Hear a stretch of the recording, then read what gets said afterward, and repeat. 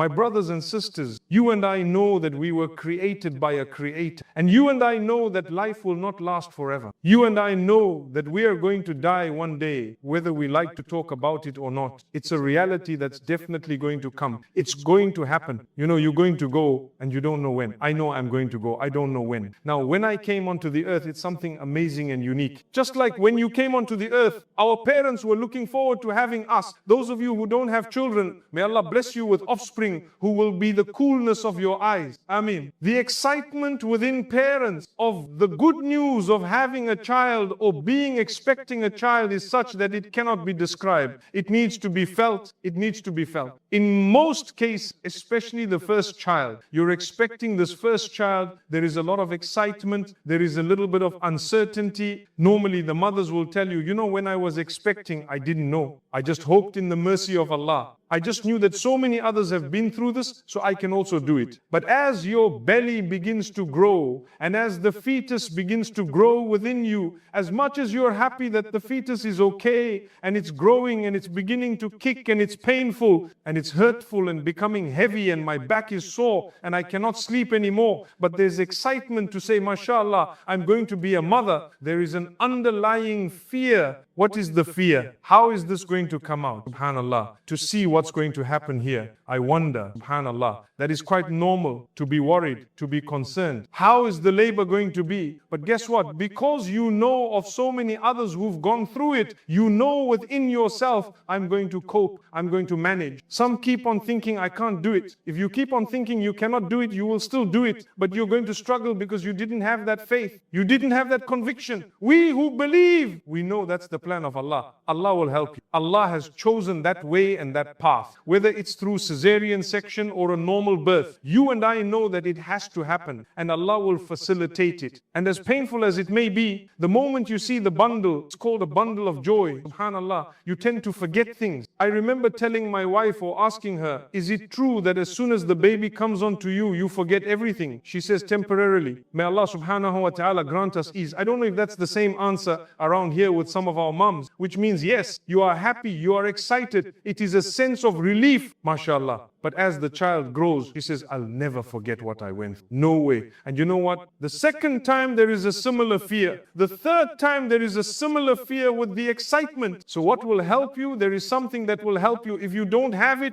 you will struggle. What is it? The conviction, the faith, the reliance upon Allah. Billions of people have been born exactly the same way. I'm going to do it by the help of Allah subhanahu wa ta'ala. If you rely on Allah, that is the most powerful act of worship. Where Allah says, and indeed you should lay your trust and reliance totally and wholly upon Allah. If you are a true believer, or if you are true believers, you're true believers, you need to rely wholly, totally on Allah. I've only shown you the beginning of man's life, the life on earth. When you came onto the earth, for example, your own parents had to rely on Allah. If they didn't, they would struggle with anxiety, they would struggle with depression. And depression is not always caused by a lack of reliance in Allah subhanahu wa ta'ala. But the times that it is a contributing factor, we need to understand, you don't have to add worries that you don't need to add in your life or upon your brain, your mind and your system and even your heart. You rely upon Allah, He will definitely take care of you. If Allah can take care of the smallest of creatures, don't you think you're bigger than that? There is nothing that moves on earth except that Allah has guaranteed its sustenance. Nothing that moves on earth except that Allah has guaranteed to provide it what it needs. Subhanallah. This includes the ants.